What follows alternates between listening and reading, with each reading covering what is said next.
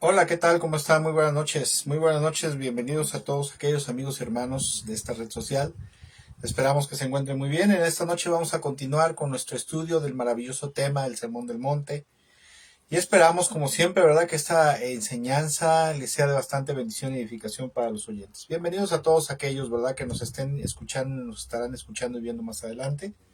Mi nombre es Gustavo Méndez, Pastor Gustavo Méndez. Espero que se encuentren muy bien, ¿verdad? Y como siempre, ¿verdad? Decía yo, lo acabo de mencionar, espero de todo mi corazón que esta enseñanza les bendiga, les edifique y les sea de gran luz, ¿verdad? Hoy vamos a continuar con hace 8 días finalizamos la enseñanza con el tema de el divorcio, ¿verdad? Y el adulterio que el Señor Jesucristo nos enseña ahí. Y en este día vamos a continuar con la enseñanza de los juramentos y en medio de esto vamos a estar hablando acerca de un tema que Dios ha puesto en mi corazón, que no está dentro del Sermón del Monte, pero que es una enseñanza de nuestro Señor Jesucristo, que es aquella que dice, da al César lo que es del César y da a Dios lo que es de Dios, ¿verdad? Pero bueno, en este día vamos a continuar acerca de la enseñanza que el Señor Jesús da ahí en la enseñanza del Sermón del Monte, ¿verdad? Continuamos todavía en el capítulo 5 y hoy vamos a empezar hablando acerca de los juramentos, porque ahí en Mateo 5, versículo 33, el Señor Jesucristo le dice a la gente que está oyendo, les dice lo siguiente: tampoco se también han oído que a nuestros antepasados se les dijo, no rompas tus juramentos, debes de cumplir con los juramentos que le haces al Señor. Antiguamente la ley decía que si tú hacías un juramento al Señor, tenías la obligación, ¿verdad?, de cumplir con tus votos, o sea, tus promesas, lo que le jurabas y le prometías al Señor. Pero el Señor Jesucristo dice, pero yo digo, no hagas juramentos, no digas por el cielo, porque el cielo es el trono de Dios, y no digas por la tierra, porque la tierra es donde descansan sus pies, o el estrado de sus pies, ¿verdad? Tampoco digas por Jerusalén, porque Jerusalén es la ciudad del gran rey. Ni digas por mi cabeza, porque no puedes hacer que ninguno de tus cabellos se vuelva blanco o negro, ¿verdad? Simplemente di si lo haré o no lo haré. Cualquier otra cosa proviene del maligno. Y mire, debido a la condición humana, la palabra de Dios decía precisamente que en Eclesiastés, por ejemplo, en el libro de Eclesiastés, ahorita lo vamos a leer, decía que si tú hacías un voto, hacías un juramento, no tardarás en cumplirlo, ¿verdad? Porque Dios no se complace en los insensatos que prometen y no cumplen. Y en la ley de Moisés, ¿verdad?, decía que quien hacía un voto y quien hacía una promesa, invocando el nombre del Señor, ¿verdad?, tenía la obligación de cumplirlo infaliblemente. Por eso es que, por ejemplo, hubo personajes en la Biblia como Jefté, que dijo, Señor, si tú me das la victoria, te prometo, te juro, Señor, por tu nombre, ¿verdad?, que si tú me das la victoria, lo primero que yo, cuando llegue a mi casa, lo primero que vea, eso te voy a sacrificar, ¿verdad? Y desafortunadamente sale su única hija, y que además era virgen, ¿verdad?, que no había tenido hijos, y por causa de su promesa y su juramento al Señor tuvo que ofrecerla como un sacrificio, por decirlo así, como una ofrenda, pero la muchachita tendría que mantenerse o permanecer en virginidad perpetua todo el resto de su vida. Y la joven, honrando a su padre y honrando al Señor, ¿verdad?, le dice a su padre, Padre, pues si tú prometiste eso al Señor, pues cúmpleselo, ¿verdad? Nada más déjame que vaya yo a llorar unos días por mi virginidad, porque nunca voy a poder casar con mis amigas, y ya después regreso. Y efectivamente así, ¿verdad? Y en la antigüedad estaba así, obligada a la gente. Solamente que debido a la condición humana caída y fluctuante, Dios sabe perfectamente que los seres humanos tendemos a prometer cosas. A veces le decimos a los hermanos en Cristo, a la esposa, a los hijos, ¿verdad?, a algún conocido, a algún amigo, le decimos, mira, te prometo, ¿verdad? Te juro, te prometo que este fin de semana te voy a llevar a tal parte, o este fin de semana te voy a ayudar. O en la iglesia le decimos a los hermanos, al pastor, le prometo, ¿verdad? Le juro, le prometo que este fin de semana salgo con usted a evangelizar. Le prometo que ahora sí, que lo voy a apoyar para X ministerio, ¿verdad? O que lo voy a apoyar económicamente para hacer tal reparación del templo. O que lo voy a apoyar, ¿verdad?, para ir a visitar a los enfermos, ¿verdad? Pero desafortunadamente, debido a la condición humana caída o fluctuante, Dios sabe precisamente que somos gente que tendemos a no cumplir lo que no prometemos.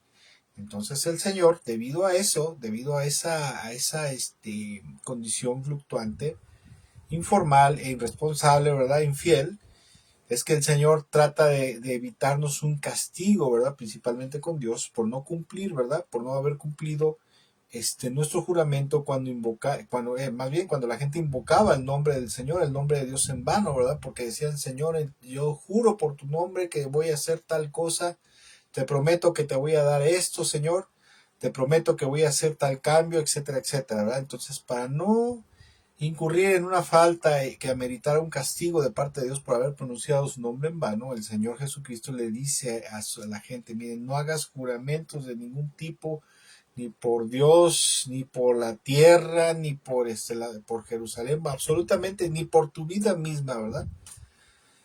Porque Dios sabe precisamente cómo somos de informales, de incumplidos, de desleales o infieles a las cosas que nosotros prometemos. Entonces dice, mira, a lo mejor lo que debes hacer es que si dices que algo lo harás, cúmplelo.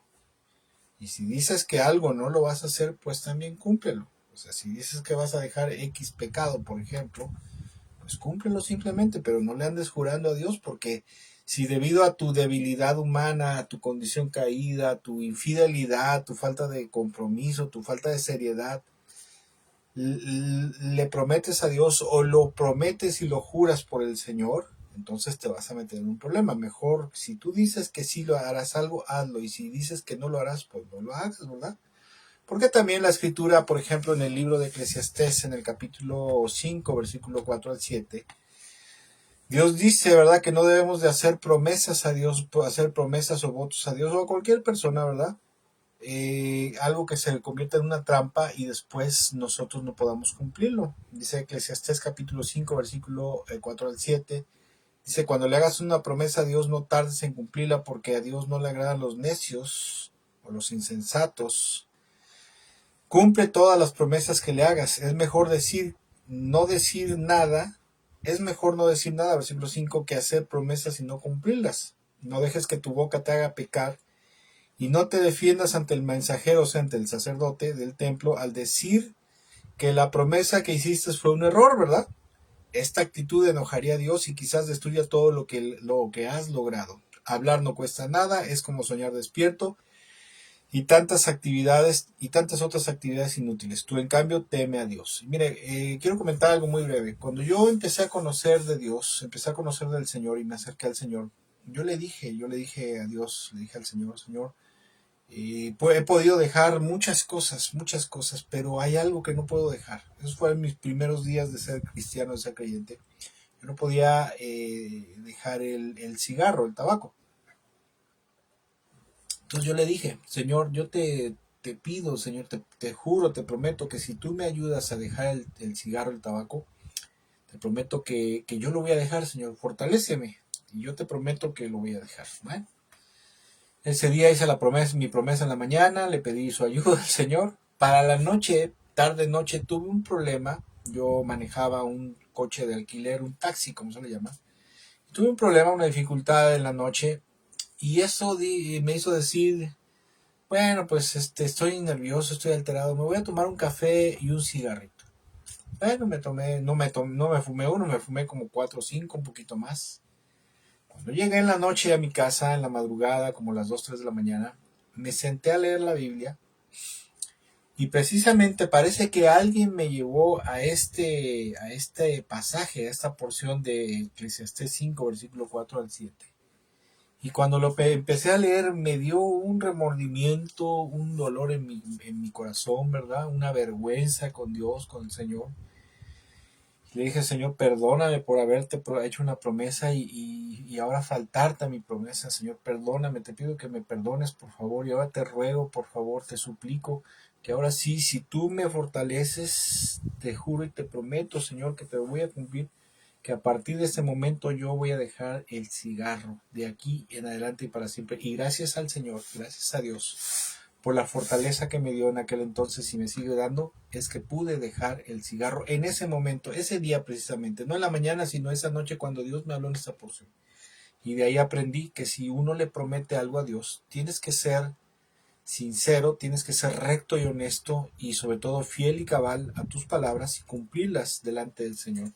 Porque a Dios, precisamente a Dios no le agrada, al Señor no le agrada la gente que es incumplida. A Dios le agrada, al Señor le agrada la gente que cumple cabalmente cada palabra que promete, cada palabra empeñada a otros. Y a eso se le llama fidelidad y ser veraz en lo que decimos.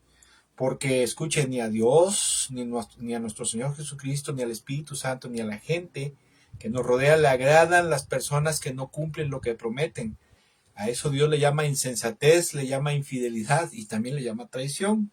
¿Sí? Entonces debemos de tener mucho cuidado con las cosas que prometemos. Y si sabemos que algo no lo vamos a poder cumplir, pues mejor es decir, ¿sabes qué? Mira, no me comprometo a eso porque no sé si lo pueda cumplir. No sé si esté a mi alcance o si está a mi alcance, no sé si pueda yo hacerlo. Mejor, mira, dame chance, déjame ver si puedo hacerlo, si puedo cumplirlo, te aviso, ¿no? Y si no puedo hacerlo, definitivamente de una vez te digo que no. O sea, definitivamente te digo que no voy a poder. Y aquí fíjese que es algo muy importante porque el Señor nos invita, nos llama a racionalizar las cosas y como decía él, ¿verdad? Si vas a salir a la guerra, si un rey va a salir a la guerra con 10,000 soldados y ve que el ejército que contrario trae 20,000, pues debe de pensar las cosas y debe de pedir condiciones de paz. O sea, debemos de calcular las cosas. En México le decimos tantearle el agua a los camotes o a las papas, ¿verdad? Entonces debemos de ser sensatos, no ser insensatos y tontos y prometer nada más a diestra y siniestra cosas a la ligera, ¿verdad? Y sin que lo vayamos a cumplir, porque eso, aparte de todo lo que se tipifica como ser infiel, ser deshonesto, ser falto de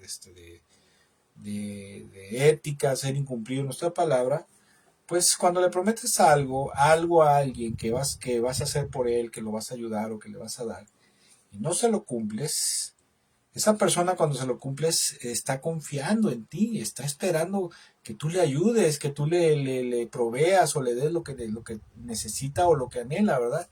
Y si nosotros no le cumplimos con lo que le prometemos, entonces lo vamos, aparte de que es una falta, es un pecado, de hecho es pecado, ser infiel y traicionero, lo vamos a lastimar en su corazón, lo vamos a desilusionar y lo vamos a lastimar en su corazón. Y eso está enteramente mal, está completamente mal.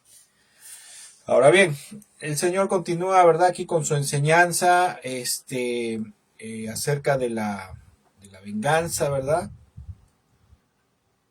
Acerca de la venganza contra los enemigos. Y dice en el versículo 38, dice, han oído que la ley dice que el castigo debe ser acorde a la gravedad del daño, ojo por ojo y diente por diente. La ley de Moisés, en la ley de Moisés decía, el castigo será acorde al daño. O sea, si alguien hiera a otra persona, hay que herirlo. Si alguien le saca un ojo a una persona, hay que sacarle un ojo. Si alguien le corta una mano a una persona, hay que cortarle la mano. Si alguien mata a alguien, entonces hay que matarlo. Esa era la famosa ley del talión, ojo por ojo. Pero Dios, el Señor en su palabra dice, pero yo digo, ¿verdad?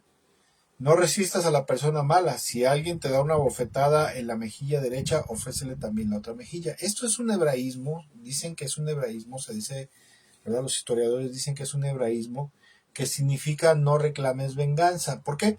Porque la ley decía, si alguien te hace un daño, tú tienes el derecho de ir ante las autoridades públicas del pueblo de Israel, del pueblo judío, y de solicitar, ¿verdad? Que si te hizo un daño, un perjuicio, lo castigaran de acuerdo al daño que te causó, que te perjudicó.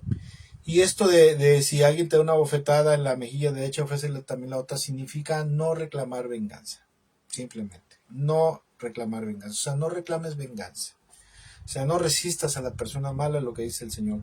Si te demandan ante el tribunal y te quitan la camisa, dales también el abrigo.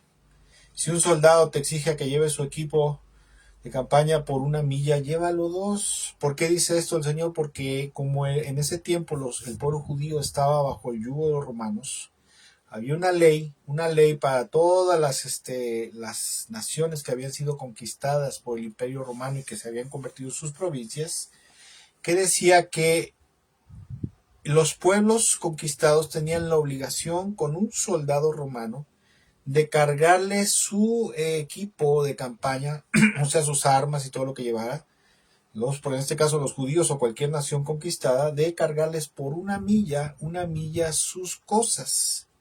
Llegando a la milla, ¿verdad? Decían, aquí están tus cosas, se acabó. Ni un paso más, ¿verdad? Ni un clavo, ni un martillazo más. O sea, hasta aquí. Y el Señor Jesucristo le dice, si alguien te exige que le lleves sus cosas por una milla, tú llévaselas dos. O sea, camina la segunda milla, como decíamos, ¿verdad? Como decimos en el mundo cristiano, ¿verdad? Versículo 42, dale a los que te pidan y no les dé la espalda a los que te piden prestado, ¿sí? Mire, en el antiguo pacto, como decía yo, todas esas cosas de exigir, reclamar venganza, de decir, si alguien me hace un daño, ¿verdad? Con la vara que mide va a ser medido, ¿verdad? Si me hizo un daño, me esto, me lo otro, yo lo voy a demandar para que las autoridades lo castiguen y le efectúen o le causen un daño acorde a lo que él me hizo, ¿verdad? Pero el Señor dice, mira, debes de ser compasivo y misericordioso con la gente mala. Si alguien te demanda, por ejemplo, te quita la camisa, tú no se la niegues, no le niegues la camisa, es más, entrega la capa. Mire, estas dos cosas una de estas estaba prohibida, ¿verdad? La capa, por ejemplo, había algo que la Biblia decía que a un pobre no se le podía quitar o no se le podía tomar como prenda por un préstamo, por comida o por dinero para comer o por alguna necesidad. No se le podía, dice, si es pobre y lo único que tiene para taparse en la noche es su capa, ¿sí? O sea, es su abrigo, no se lo puedes recibir como prenda por un préstamo, ¿verdad? Para algo, dicen, no, a lo mejor se lo recibes, pero antes de que termine el día, antes de que caiga la noche, tú tienes que devolvérselo porque es lo único que tiene para taparse, ¿verdad? Entonces esto es un acto de misericordia. Entonces el Señor dice, si alguien te demanda y te quitan la camisa, también dale su abrigo, que se lo lleven, hombre, no estés peleando con la gente, no estés haciendo pleito, ¿verdad? Y déjeme decirle una cosa, cuando yo empecé a escuchar este tipo de enseñanzas, yo decía, caray, está bien difícil la vida cristiana, ¿verdad? Porque normalmente como seres humanos tendemos a ser vengativos. Me la hiciste, me la vas a pagar. Me hiciste algo, te voy a demandar y te voy a meter a la cárcel y te voy a cobrar hasta la risa, ¿verdad? Entonces, aunque a usted no lo crea, el Señor prácticamente aquí lo que está diciendo, mira, si alguien abusa de ti, déjalo, que Dios lo bendiga. Déjalo, que Dios lo bendiga. No andes de peleonero, no andes reclamando venganza, suéltale las cosas. Si te quiere quitar las cosas por las malas, suéltasela también. Déjalo que se la lleve. Si algo te robó, bueno, pues ya. Porque si alguien te robaba, tenía la obligación. Tú podías ir con los jueces, ¿verdad? Con los jueces civiles en el pueblo de Dios, en el pueblo de Israel. Y ellos lo obligaban a pagarte y no solamente a pagarte, sino también a pagarte una compensación por los intereses, ¿verdad? Y en todo caso, inclusive meterlo hasta la cárcel, castigarlo con cárcel o castigarlo con azotes. Y si dañaba a alguien, como acabo de decir, la ley del talio rojo por ojo y diente por diente, entonces también esa ley se tenía que aplicar. Y mire, en el nuevo pacto, como decía en Jeremías 31, dice, en aquel tiempo haré un nuevo pacto, no como el que hice con mi pueblo en el pasado, sino un nuevo pacto, ¿verdad? En el cual yo escribiré en ese tiempo mis leyes en sus mentes y en sus corazones y les cambiaré la mente, el corazón, etcétera, etcétera. En el nuevo pacto, Dios nos manda a pasar por alto precisamente los agravios y las ofensas, ¿verdad? De nuestros enemigos, de nuestros adversarios y sobre todo dejando que Él se encargue de hacer justicia en tal asunto, ¿verdad? Tal como dice Romanos 12:19, donde dice, no se vengan ustedes mismos, sino dejen que el Señor intervenga. Como dice su palabra, mía es la venganza, yo pagaré.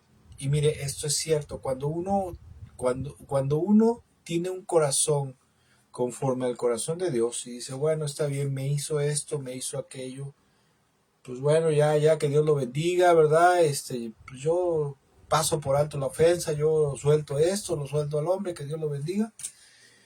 Y deja uno las cosas en manos de Dios, ¿verdad? Con un corazón limpio, con un corazón sano, ¿verdad? Verdaderamente Dios se encarga de las personas, se encarga de las cosas, se lo doy por experiencia. A mí a lo largo de mi vida ha habido mucha gente que me ha hecho cosas Y yo con un corazón sano, como tal como dice Dios que debo de tener, digo, bueno, pues está bien, Señor, ya me hicieron, ya me maltrataron, me ofendieron, me quitaron, me robaron, etcétera, etcétera. Pues ya, allá ellos, ¿no? Y pues allá tú bendícelos y tú sabes, Señor, lo que haces. Y yo con mi corazón en paz.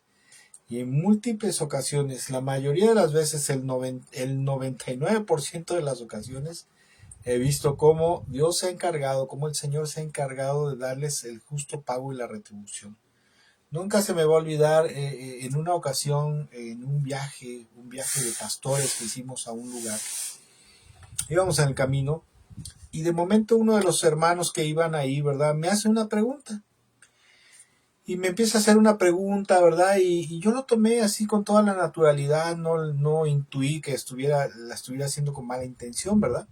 Y me dice, hermano, dice, ¿por qué será que un hombre que sirve a Dios, ¿verdad? ¿Por qué será que un hombre que sirve a Dios siempre tiene problemas, siempre está pobre, siempre tiene dificultades, etcétera, etcétera, ¿verdad?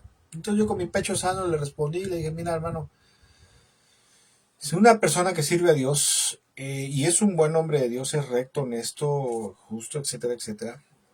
Puede ser que esté pasando lo que puede pasar, ¿verdad? Si es justo, obviamente, si es justo, si es recto y es honesto, puede ser que lo que esté pasando es que Dios le esté poniendo una prueba de fe a través de una dificultad económica, ¿verdad? La otra podría ser que verdaderamente sea un flojo y perezoso, pero si como dices que es un hombre de Dios verdaderamente justo, recto y honesto, y está pasando pobreza y necesidad, pues probablemente sea una prueba de parte de Dios, una prueba de parte del Señor. Me dijo, ok, no, pues está bien, ¿verdad? Pasaron los meses y un día me habla por teléfono y me dice, oye hermano, quiero platicar contigo. Ajá, sí, cómo no, ya. Nos vimos en un lugar, ¿verdad? Me dice, te invito a comer, mira, ven, te invito a comer, quiero hablar contigo, quiero platicar contigo y hay algo muy importante. Digo, ok, está bien. Yo imaginé que me iba a preguntar algo, alguna consulta o algo, ¿no? Y me dice en un punto de lo que estábamos comiendo, dice, mira, la verdad, dice, quiero pedirte perdón. Y yo, ¿por qué? No me has hecho nada. Dice, no, mira, la verdad es que cuando te acuerdas cuando íbamos allá en el viaje a donde íbamos, que te hice una pregunta, que por qué una persona que se supone que servía a Dios estaba pasando por una situación económica precaria y difícil. En ese entonces un servidor y mi familia estábamos pasando por un tiempo de mucha necesidad económica, de mucha escasez económica. Y no de unos meses, sino de un buen tiempo, ¿verdad? Casi de un año, año y medio casi. Y dice, mira, la verdad yo hice esa pregunta porque yo veo que tú estás pasando por esta situación, entonces yo pensé que eras un flojo o que estabas en pecado y que si estabas en pecado por eso Dios te estaba castigando. Dice, la verdad te hice la pregunta con mala intención y a partir de ese momento, mi hermano, me empezaron a pasar una serie de cosas. Los coches se me porque tenía taxis este hermano. Dice, los taxis se me descompusieron, los coches se me descompusieron, me cayó la delincuencia organizada, me pasó esto, me pasó lo otro, y mi esposa me dijo, mira, esto es por causa de la pregunta que le hiciste al hermano con la intención de ofenderlo, con la intención de desdeñarlo. Ves y habla con él, discúlpate con él y dale una ofrenda, o sea, dale un apoyo económico, ¿no? Y yo le dije, mira, la verdad, pues no te preocupes, o sea, yo te disculpo, si tú quieres que te disculpe, yo te disculpo, o sea, no hay problema, ¿no? Y no tienes la necesidad de darme ningún apoyo ni retribución, no te preocupes, yo te bendigo, ¿verdad? Que Dios te bendiga y no, sin problema, hermano. Me dice, no, mira, la verdad, ya lo he estado meditando y todo, y sí, disculpa, perdóname, mira, te doy un apoyo económico, te doy una ofrenda económica para que te sirva para algo, ¿verdad? Y yo me quedé así y dije, bueno, pues yo nunca, primero no me di cuenta, segundo, y aunque me hubiera dado cuenta, pues yo no hubiera dicho nada, o sea, hubiera dicho, bueno, pues si él está haciendo esa pregunta y tiene esa apreciación, bueno, pues ni modo, ¿no? Que Dios le bendiga, ¿no? Pero le digo lo que Dios dice en su palabra, ¿verdad? Que si alguien te ofende, debes de pasar las cosas por alto, ¿verdad? Debes de pasar las ofensas, de ser misericordioso con los enemigos, como dice el Señor y más adelante lo veremos. Dice, si alguien te ofende, si alguien te lastima, si alguien esto, lo otro, ora por los que te ultrajan, haz bien a los que te maltratan, a los que te humillan, etcétera, etcétera, ¿verdad? Porque precisamente el Señor nos manda a comportarnos así aún con nuestros enemigos y sobre todo dejar las cosas en sus manos, sin el afán de que Dios vaya a castigar a la persona, sino al contrario, orar por ellos, rogar por ellos y pedirle que Dios les perdone. Y ya Dios sabrá, el Señor sabrá si les perdona, les libera o los castiga y ejecuta una disciplina contra ellos, un quebrantamiento. Además, el Señor Jesús nos demanda, con nosotros como su pueblo, que seamos generosos y compasivos con los agresores, tal como Él fue y ha sido misericordioso y generoso con nosotros. Si no, el Señor Jesucristo no fuera generoso, Él como Dios todopoderoso y amo y Señor de los cielos y la tierra, no fuera así, ¿verdad? No fuera compasivo, no fuera misericordioso, no fuera generoso y bondadoso. Ninguno de nosotros seríamos salvos y tenga por seguro que nosotros diario o de continuo estaríamos siendo castigados y disciplinados por su justicia, porque Dios es bueno, compasivo, grande en misericordia, pero también Dios es justicia, Dios es justo y el Señor es justo y estaría castigándonos a cada rato, ¿verdad? Entonces, en esta porción el Señor Jesucristo, ¿verdad? Lo que acabamos de leer, estos versículos, precisamente nos manda eso, ¿verdad? Que si alguien nos agrede, alguien nos ofende, o si aún alguien nos quita algo esencial para la vida, nosotros no debemos de estarlo peleando ni reclamarlo, sino soltarlo, ¿verdad? Que es algo verdaderamente para la carne y para el modo de pensar del mundo. El modo de pensar de Dios, del Señor Jesús, ¿verdad? Enteramente, totalmente choca con el modo de pensar del mundo. El mundo, sabemos y se nos dice, se nos enseña, no, si alguien te hace algo, ¿verdad? Inmediatamente, ¿verdad? Demanda.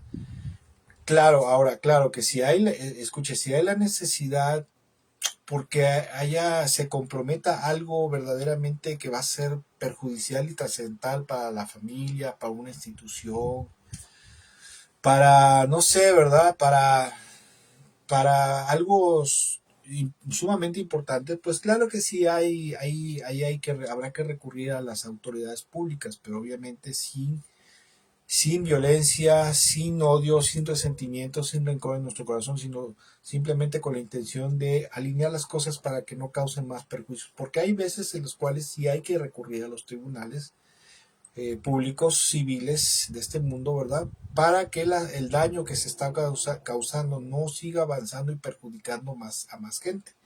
Pero en el caso personal, si alguien te ofende, si alguien te pide prestado algo y no te lo quiere regresar, si alguien te pidió un préstamo y prácticamente te estafó, ¿verdad? Pues el Señor dice, bueno, pues ya, si lo puedes dar por perdido, ya dalo por perdido y no andes reclamando venganza, ¿verdad?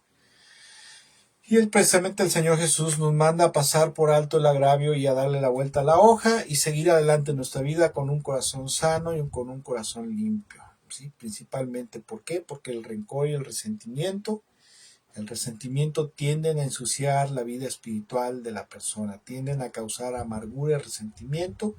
Y acuérdense que la palabra de Dios nos dice que el enojo, ¿verdad? El enojo si nos dejamos controlar por el enojo, ¿verdad? Entonces le vamos a dar pie al diablo para que nos controle a través del enojo. Debemos de ser sabios, inteligentes y aparte de eso, ser obedientes, ¿verdad? Y también al mismo tiempo en esta enseñanza el Señor nos enseña que debemos de estar dispuestos a volver a hacerle un favor de buen corazón a aquellos que en algún momento dado nos han perjudicado, ¿verdad? Y obviamente, ¿verdad? Obviamente que pues vinieron, se arrepintieron con nosotros, nos pidieron perdón y bueno, pues eh, o sea, debemos de tratar de restaurar la relación con la gente, ¿no? Una relación en paz y en compasión, amor y misericordia. Y ahora sí quisiera tocar el tema del cual les decía yo, el adicional de este día que Dios puso en mi corazón, ha puesto en mi corazón, ya tiene tiempo que viene, ¿verdad? Que viene. Y he decidido en esta noche introducirlo en esta enseñanza del sermón del monte, esta enseñanza que da el Señor de dar al César lo que es del César y dar a Dios lo que es de Dios. No está en el sermón del monte, pero sí es una enseñanza que da nuestro Señor Jesucristo. Y en esta noche yo creo que Dios me ha permitido, el Señor me ha permitido compartirla con ustedes y espero que sea de bendición. Dice la escritura, dice en Mateo capítulo 22, versículo 15 al 22. Mateo 22, 15 al 22, en la nueva versión internacional, lo dice de la siguiente manera. Dice, entonces salieron los fariseos y tramaron cómo tenderle a Jesús una trampa con sus mismas palabras. Enviaron a algunos de sus discípulos, de los fariseos, ¿verdad?, junto con los herodianos, los cuales le dijeron, Maestro, Sabemos que eres un hombre íntegro y que enseñas el camino de Dios de acuerdo con la verdad. No te dejas influir por nadie porque no te fijas en las apariencias. Lo elogiaron, le dijeron, maestro, ¿verdad? Eres un gran predicador. Aleluya. Versículo 17. Danos tu opinión. ¿Está permitido pagar impuestos al César o no? Conociendo sus malas intenciones, Jesús replicó, hipócritas, ¿por qué me tienden trampas? Muéstrenme la moneda para el impuesto. Y se le enseñaron. ¿De quién son esta imagen y esta inscripción? Les preguntó, o sea, lo que estaba escrito en la moneda. Del César, respondieron. Entonces denle al César lo que es del César y a Dios lo que es de Dios. Al oír esto se quedaron asombrados, así que se fueron y lo dejaron. Y fíjense, esto es una enseñanza muy importante, porque el mal entendimiento de porciones como estas a veces generan conflictos en la vida personal, espiritual y social del pueblo de Dios, cívica del pueblo de Dios. Es más, hay sectas que enseñan, y lo voy a mencionar más adelante, pero hay sectas que enseñan que no se debe participar ni en votaciones, ni en actos cívicos, ni mucho menos alistarse, ¿verdad?, enrolarse en el servicio militar, y eso les causa muchos problemas. Y en esta porción, escuché, una de las cosas más importantes que el Señor está dándose en cuanto a las responsabilidades que el creyente, que el que pertenece al pueblo de Dios tiene tanto en el ámbito religioso como en el ámbito civil. ¿Sí? Para empezar, el territorio de Israel, el territorio de Palestina en ese entonces estaba bajo la ocupación del Imperio Romano, ¿verdad? Y por lo tanto, al estar ocupado por el Imperio Romano, esa provincia, esa nación que se había convertido en una provincia del Imperio Romano, también había quedado sujeta a las leyes y principios del Estado y del Imperio Romano, del Estado romano, porque el Imperio Romano era un Estado también. El Imperio Romano se dice que estaba organizado principalmente en cuatro clases sociales, que eran los patricios, los plebeyos, los clientes. ¿Quién eran los clientes? Gente de clase baja que se iba a refugiar bajo la protección de alguien importante, ¿verdad? Algún senador o algún patricio, ¿verdad? Que eran los de la clase real y los políticos de alto rango. Y eran los patricios, los plebeyos, los clientes y los esclavos, los cuales no tenían ningún derecho, ¿verdad? Porque estaban sujetos a sus amos, y bueno, más salvo que en algún momento dado alguien podía comprar su libertad y se convertían en libertos, o ellos podían llegar a negociar su libertad con su amo y se convertían precisamente en libertos, así se les conocía. Y según la clase social eran las leyes y los derechos que les correspondían, porque en el Imperio Romano había leyes que solo les correspondía dentro a los ciudadanos romanos, había leyes que solamente les competían a los patricios, o sea, a los nobles, y había leyes para los ciudadanos comunes y corrientes, los plebeyos, ¿verdad?, que debían de cumplir. Y también había leyes generales que se tenían que observar en las naciones y provincias del Imperio Romano. Y entre esas leyes y obligaciones en los pueblos conquistados, entre esos estaba Israel, tenían algunas obligaciones como por ejemplo mantener la Pax Romana. ¿Qué era la Pax Romana? O sea que se debía mantener la paz social, debía de haber una paz social, y era un grave delito alterar la paz pública, o sea, la paz romana. Pax con X, ¿verdad? La Pax Romana. Era un delito alterar el orden público, ¿verdad? Y por sedicioso precisamente te podían ejecutar a muerte. También debían de tener buen comportamiento, debían de respetar las leyes también de comercio terrestre y marítimo dentro del Imperio Romano, leyes para la familia, leyes de derecho civil, leyes militares, leyes del derecho público, ¿verdad? Y también respetar a las autoridades romanas, y contribuir económicamente con los impuestos al Imperio Romano. Ahora, por su parte, los fariseos tenían la idea que no debían de estar sometidos al yugo romano, ni mucho menos a las leyes del Imperio Romano, porque ellos decían y pensaban que las únicas leyes que deberían de regirlos eran la ley de Dios y las tradiciones religiosas que tenían, las tradiciones de los ancianos, ¿verdad? Y de esta manera amargamente cumplían con las leyes romanas, y por eso ellos estaban amargos, ¿verdad? Estaban resentidos, ¿verdad? Por el tener que estar sujetos al yugo de los romanos y a las leyes y principios del Estado romano, ¿verdad? pero lo que no asimilaban es que ellos estaban ahí porque Dios los había puesto bajo el yugo del imperio romano, así como los puso bajo el yugo del imperio griego y del imperio persa y del imperio babilónico. Y esto en gran parte porque ellos habían contribuido a eso, ¿verdad? A que Dios los castigara a estar bajo un yugo de otra nación. Lo que no entendían y comprendían que al ser sometidos por su amo y señor, que era el Señor, que era Dios, que es Dios, ¿verdad? Ellos tenían también que sujetarse a las leyes y principios de esa nación a la cual el Señor los había sometido. Ahora bien, en esta porción podemos ver que los fariseos mañosamente, muy mañosamente, le hacen esta pregunta, ¿verdad?, al Señor. ¿Es conveniente, verdad? ¿Es correcto? Le han de haber querido decir, ¿es correcto delante de Dios, delante de nuestra nación, pagar impuesto al César? Y por eso el Señor les dice, a ver, tráigame una moneda y muéstreme de quién es la imagen y la inscripción que está en esta moneda. No, pues del César. Entonces, mira, dale al César lo que le corresponde a él y dale a Dios lo que le corresponde a Dios. En pocas palabras, ¿verdad? Bueno, pero antes de ir a la explicación de esto, ellos le ponen esta trampa porque si Jesús, el Señor Jesucristo, decía que no había que cumplir las leyes romanas, lo podían acusar de insurrección, de sedición, precisamente por sedicioso. Lo hubieran podido acusar y de esa manera inmediatamente los romanos lo hubieran apresado.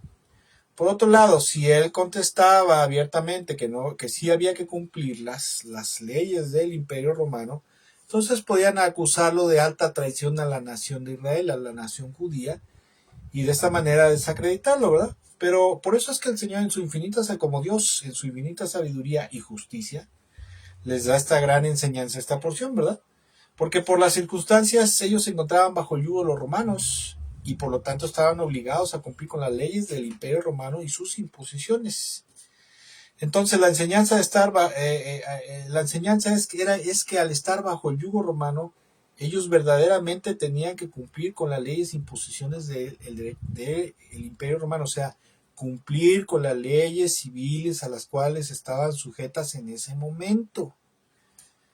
Y por otro lado, como pueblo de Dios, tenían la obligación también de cumplir con las leyes de Dios, con los principios espirituales de Dios y con las leyes del reino de Dios.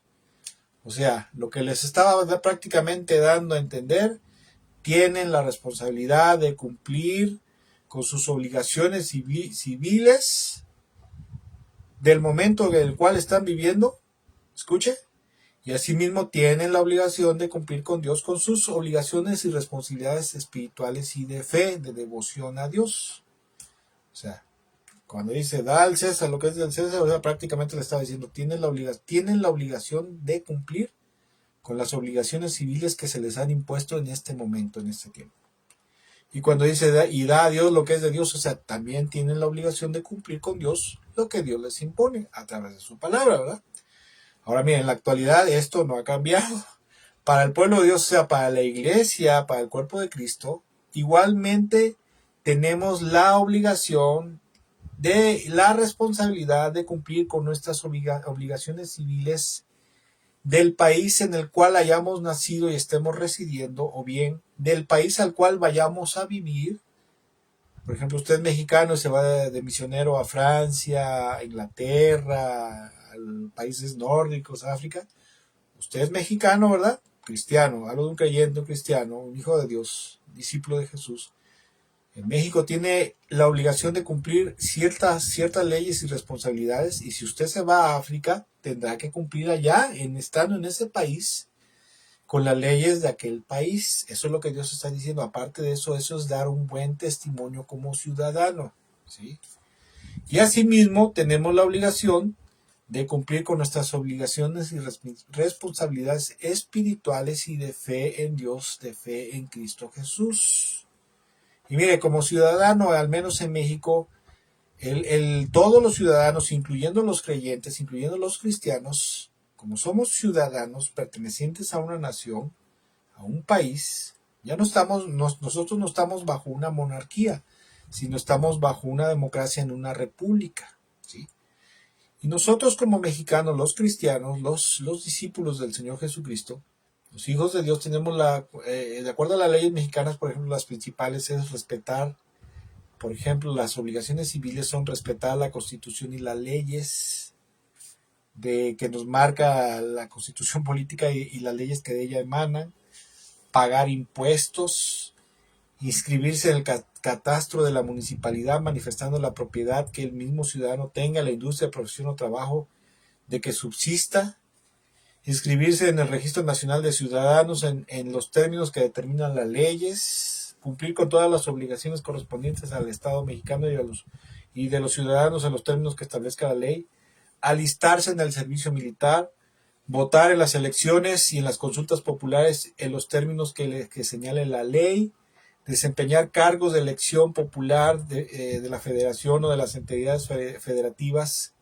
que en ningún caso serán gratuitos. Esto que le estoy diciendo, esos primeros puntos están dentro de la Constitución Política Mexicana para nosotros los que somos mexicanos. En Colombia, en Perú, habrá los ciudadanos y cristianos, ¿verdad? Tendrán que cumplir las leyes que les marque su constitución política y las leyes que hayan emanado de ella, ¿verdad? Pero también tenemos la responsabilidad, ¿verdad?, de desempeñar los cargos consejiles del municipio donde resida, las funciones electorales y las de jurado. También hay otras responsabilidades civiles que son parte de las leyes, ¿verdad?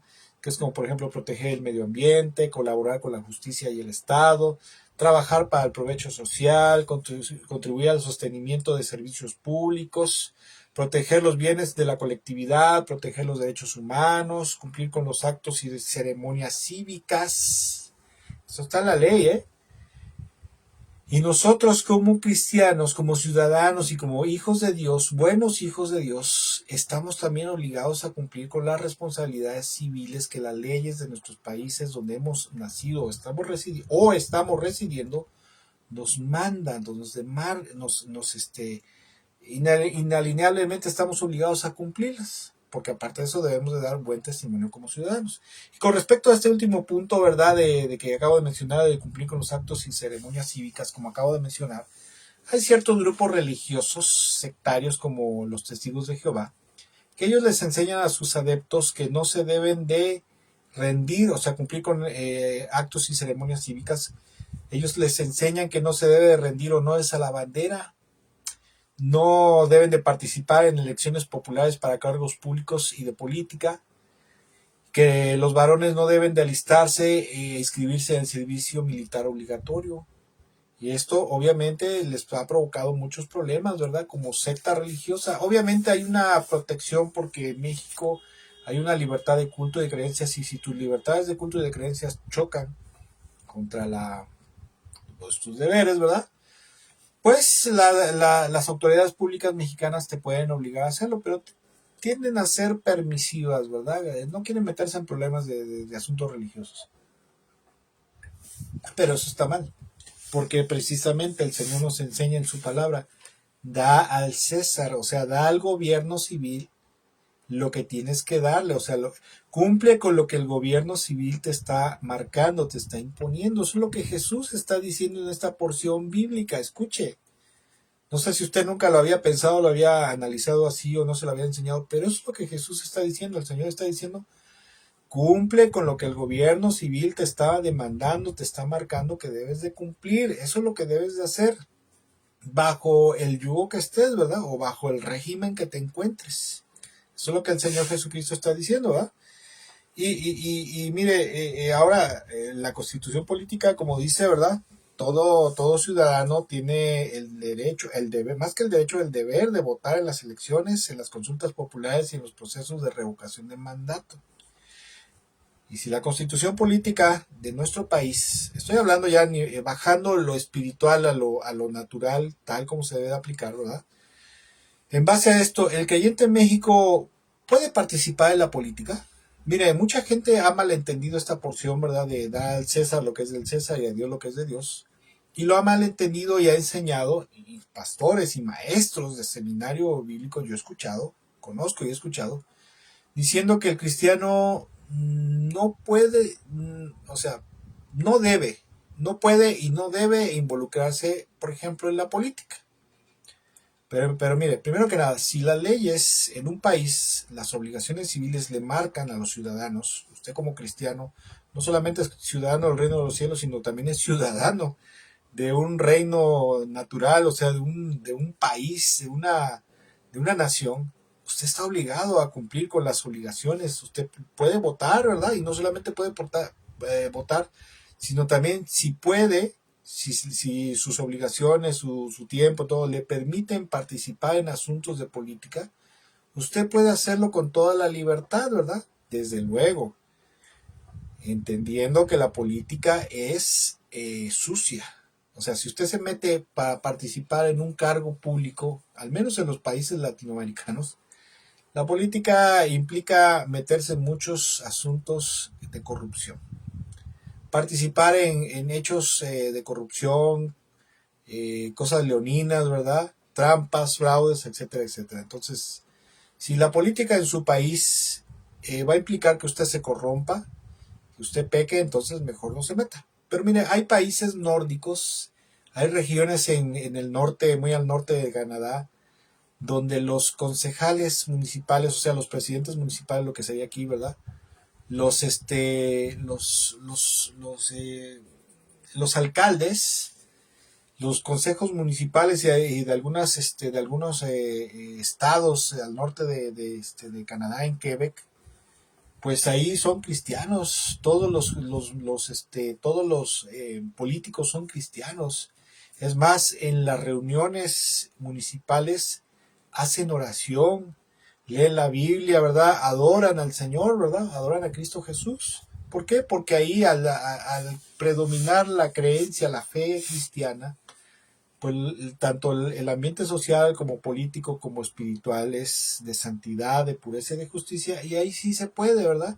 Porque Dios nunca le prohíbe a un hijo suyo, a un cristiano, que pueda participar inclusive en la política o contender por un cargo público. Obviamente si en su país, porque por ejemplo en México a los ministros de culto les está permitido votar, pero no les está permitido participar para un cargo público de elección popular.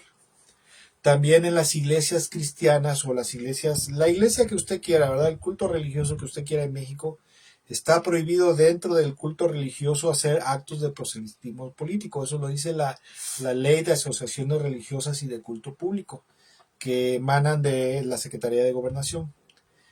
Ahí sí, no, primera, no lo podemos hacer, ¿verdad? Por ley. Segunda, no lo debemos hacer porque un púlpito es solamente para predicar la palabra de Dios y no debemos de mezclar lo santo con lo profano, lo santo con lo común, con lo mundano. O sea, eso está mal definitivamente. Ahora sí que cada cosa tiene su correspondencia, su correspondiente.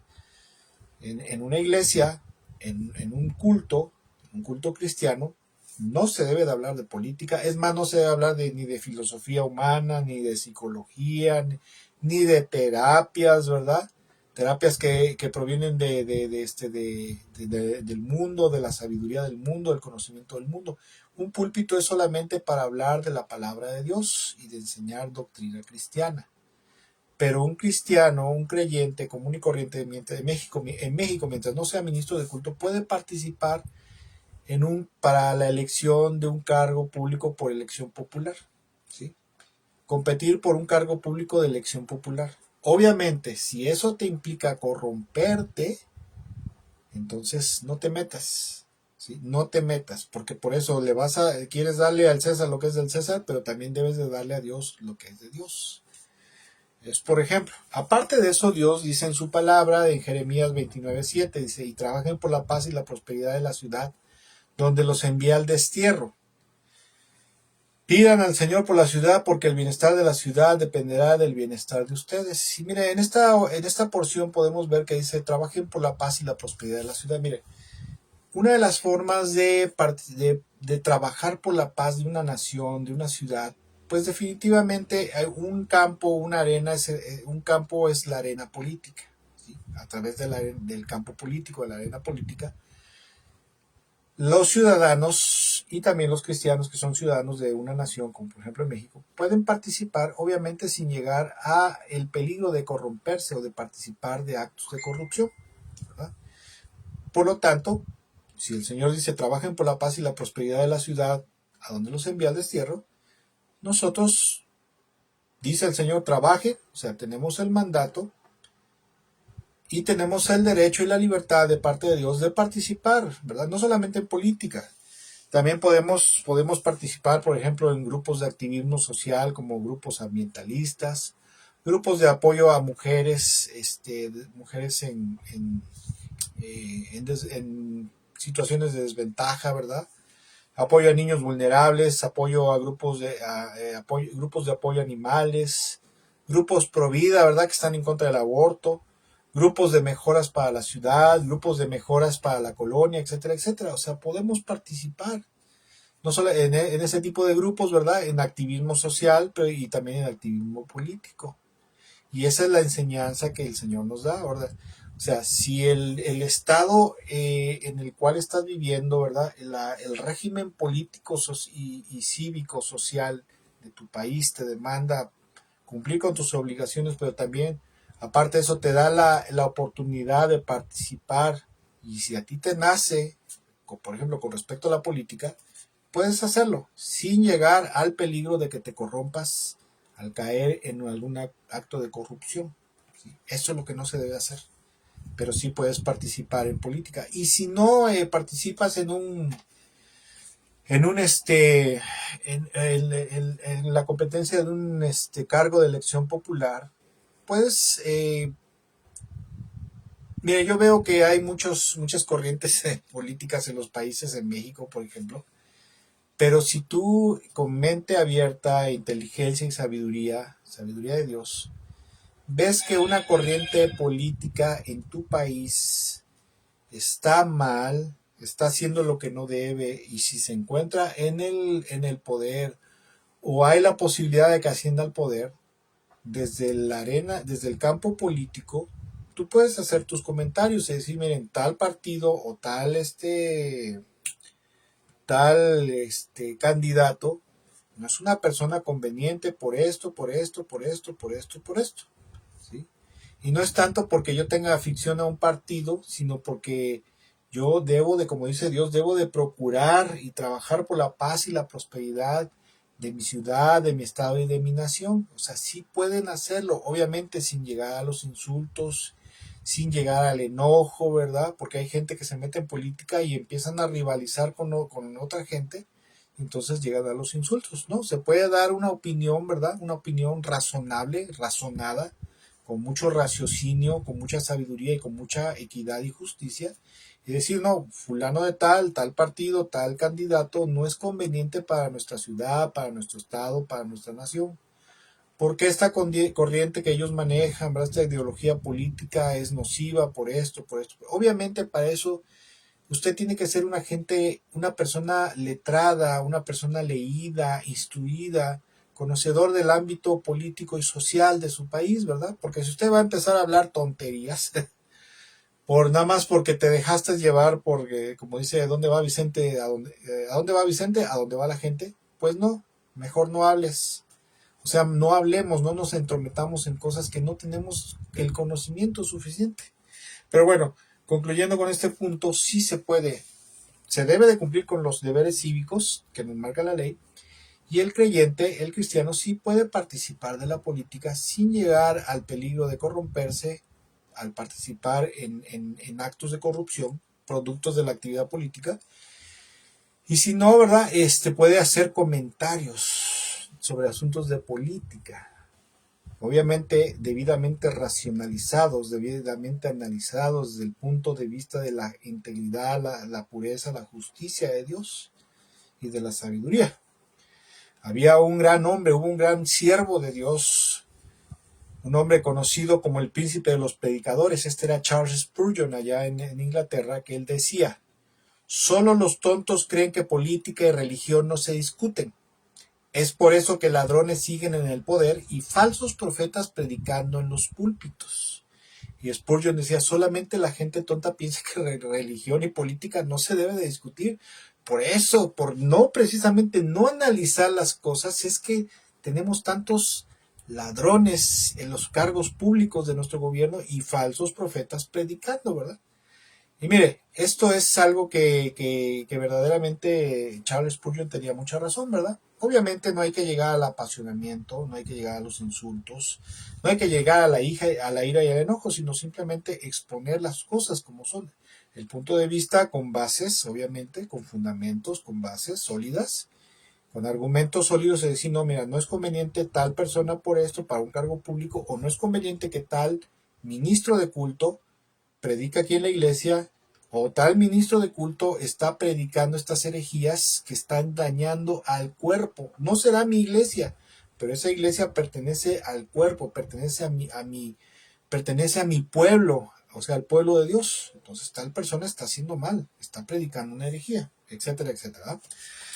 Y concluimos con quiero concluir rápidamente con una de las enseñanzas que da el Señor acerca de amar a los enemigos. Dice, han oído que la ley dice, ama a tu prójimo y odia a tu enemigo. Pero yo digo, dice el Señor, ama a tus enemigos, ora por los que te persiguen, porque de esa manera estarás actuando como verdadero hijo de tu Padre que está en el cielo.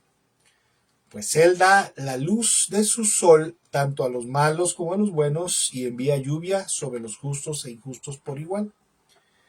Si solo amas, escuche cómo dice el Señor, y estas son unas palabras tremendas, o sea, son tremendas que mucha gente no puede soportar, no puede llevar y no las cumple simplemente. Pero tenemos la obligación de dar a Dios lo que pertenece a Dios. Y dice, versículo 46, Mateo 5, versículo 46, si solo amas a quienes te aman, ¿qué recompensa hay por eso? Hasta los corruptos cobradores de impuestos, o sea, los corruptos publicanos, hacen lo mismo. Y si eres solo amable con tus amigos, ¿en qué te diferencias de cualquier otro? Hasta los paganos hacen lo mismo. O sea, no hay diferencia. Por lo tanto, tú debes de ser perfecto. La palabra perfecto es la palabra teleios, que significa alcanzar madurez, completo, maduro o una obra completa. Dice, por lo tanto, tú debes ser perfecto, debes ser maduro, o sea, debes ser completo en tu fe, en tu vida espiritual, en tu fe, ¿verdad? Por ese versículo 48, pero tú debes de ser perfecto, así como tu Padre en el cielo es como tu Padre en el cielo es perfecto, ¿sí? Y el Señor Jesucristo dice, así como tu Padre tiene esa perfección espiritual, al ser compasivo y misericordioso a tal grado que Él hace salir su sol sobre justos e injustos, o sea, bendice por igual a justos y a injustos, les da las mismas oportunidades de bendición, de redimirse, de cambiar su vida, de mejorar su vida. Así como Dios lo hace con los justos y con los injustos, con los justos y con los perversos, así de igual manera tú debes de ser con esa perfección espiritual que tiene Dios tu Padre. Y me encanta esto es lo que dice el Señor en el versículo 46, dice, si solo amas a quienes te aman, ¿qué recompensa hay en ello? ¿Sí? O sea, ¿qué mérito tienes? ¿Qué recompensa?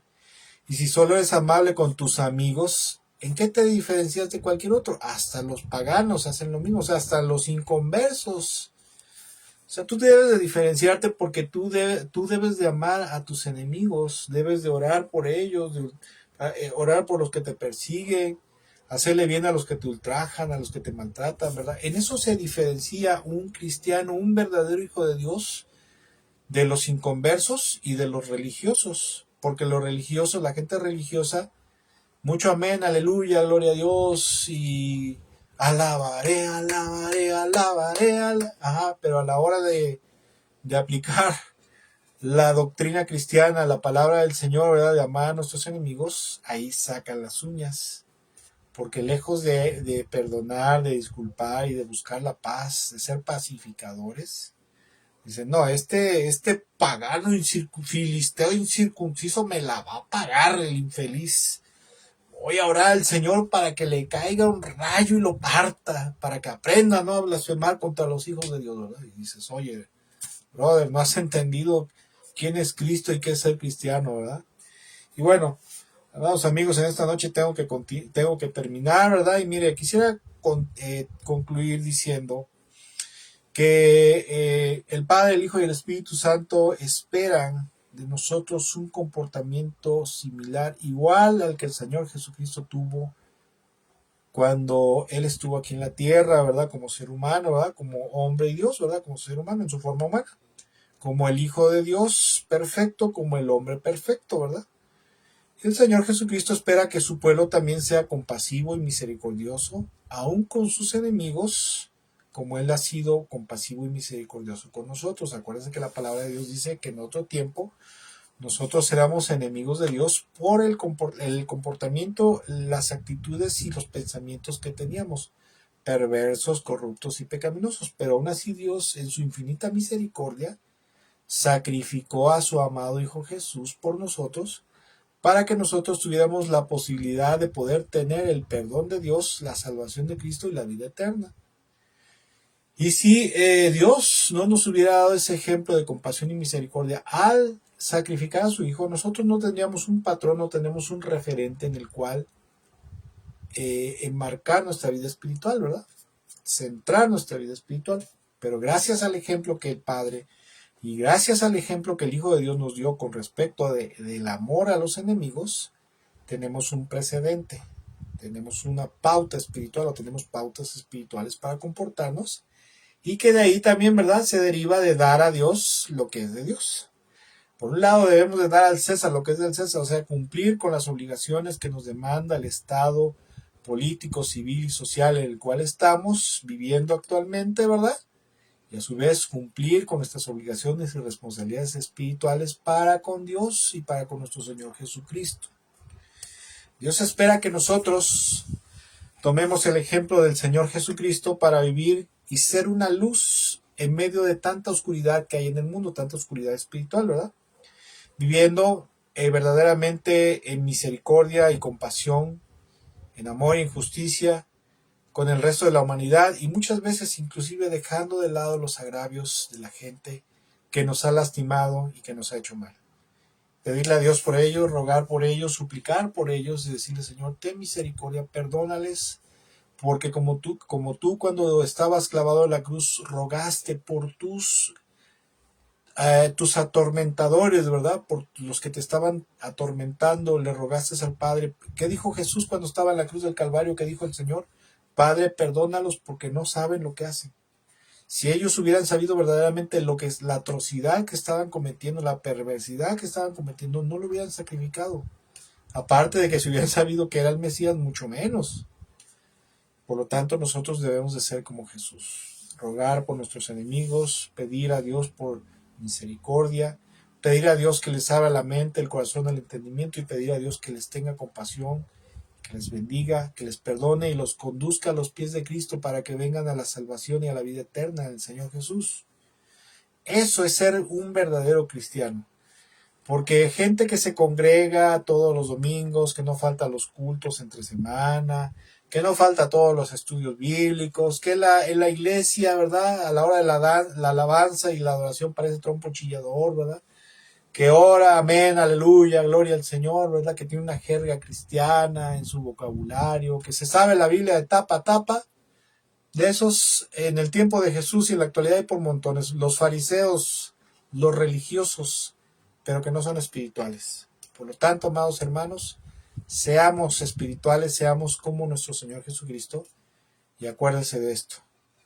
Dé al César lo que es del César, y a Dios que le vaya bien. No, a Dios dele lo que es de Dios, ¿sí? Cumpla usted con sus responsabilidades y obligaciones civiles del país donde está usted residiendo, o fue a vivir, ¿verdad?, para servir al Señor o para trabajar en lo secular, y cumpla con las responsabilidades espirituales que tenemos para con Dios, sobre todo siendo siempre un buen ejemplo en la iglesia, en la casa y en la sociedad. Que Dios me los bendiga mucho, que tengan una excelente y bendecida noche. Si el Señor lo permite, la semana que viene estaremos continuando con este estudio del Sermón del Monte, que yo creo que se va a llevar un poquito más de lo calculado. Yo tenía pensado que se llevara unas 3 o 4 semanas, 3 o 4 miércoles, pero creo que va a tardar un poquito más porque el deseo de mi corazón es explicar bien las cosas. A lo mejor hay hermanos que vean estas enseñanzas, esta serie, este estudio del Sermón del Monte, que ya conozcan esto. Y que bueno, gloria a Dios. Y por un lado eso les va a ayudar a reforzar lo que ya sabían, y por otro lado habrá hermanos que no sepan a profundidad lo que significa las enseñanzas tan sabias y profundas de nuestro Señor Jesucristo, y les será de bendición. Y el deseo de mi corazón siempre ha sido explicar de la mejor manera, lo más entendible, lo más posible, la palabra de Dios. Yo no soy no soy un hombre de Dios, no soy un pastor, no soy un siervo que le encante, ¿verdad?, estar con gritos y amén, aleluya, gloria al Señor, y tuve un sueño, el Señor me dijo, no, yo soy más teólogo, más de doctrina, ¿verdad?, más de enseñar, porque precisamente el llamado que el Señor me dio a mí es ser pastor y maestro. Y los que somos pastores y maestros tenemos que enseñar y profundizar las cosas. Que Dios me lo bendiga mucho. Hermana Meche, que Dios me los bendiga mucho. Un saludo a su esposo, al hermano Beto, ¿verdad? Y a los demás amigos y hermanos en Cristo que nos estén viendo y nos estarán viendo más adelante si llegan hasta este punto. Que Dios me los bendiga mucho.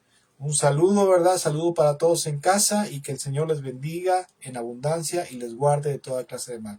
Nos vemos para la próxima. Bendiciones y excelente noche.